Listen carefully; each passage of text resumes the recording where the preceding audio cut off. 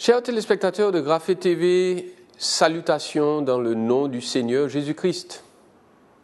2016 n'est plus et 2017 commence. L'heure est sans doute au bilan pour beaucoup d'entre nous.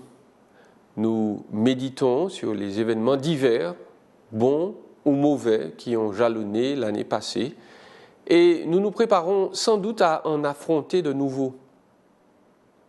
Si nous devons d'ailleurs faire un petit bilan de la situation de notre monde et sur notre petite île de la Martinique, force est de constater que les mauvaises nouvelles prédominent.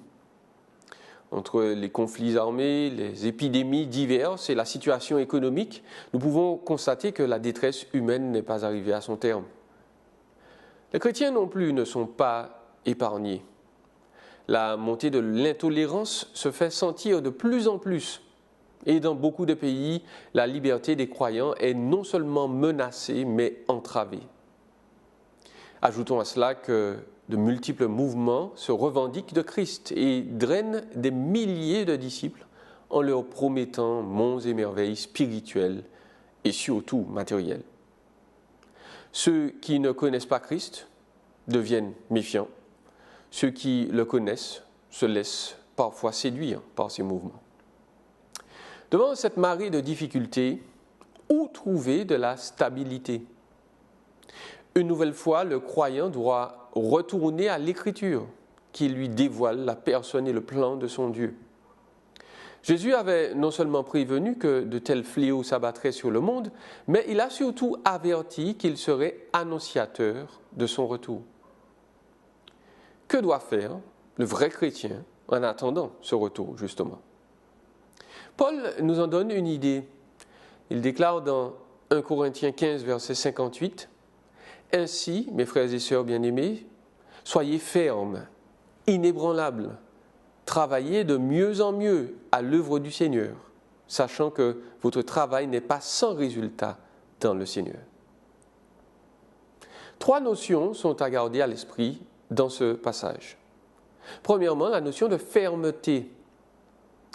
Paul demande à ce que les croyants soient fermes, inébranlables, ce qui signifie dans le premier cas que le chrétien est solidement ancré dans ce qu'il croit. Et deuxièmement, qu'il refuse de se laisser déstabiliser concernant sa foi en Jésus. Deuxièmement, il nous faut réfléchir à la notion de multiplicité. C'est-à-dire que Paul exhorte les croyants de tous les âges, en fait, à abonder dans l'œuvre. L'abondance, littéralement, veut dire avoir un excès, bien plus que ce à quoi nous nous attendions vraiment. Et le chrétien doit abonder dans l'œuvre du Seigneur. Cette œuvre consiste dans l'adoration de son Dieu, premièrement, puis le service des saints, et troisièmement, dans l'évangélisation de ce monde perdu. Troisièmement, il nous faut réfléchir à la notion d'être récompensé.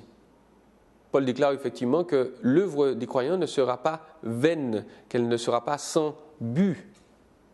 L'Écriture révèle que le chrétien, donc, a un objectif.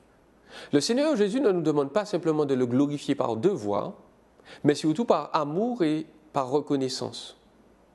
Ajoutons à cela qu'il compte nous récompenser grandement pour notre travail pour lui. Il faut ajouter que ce travail est pénible.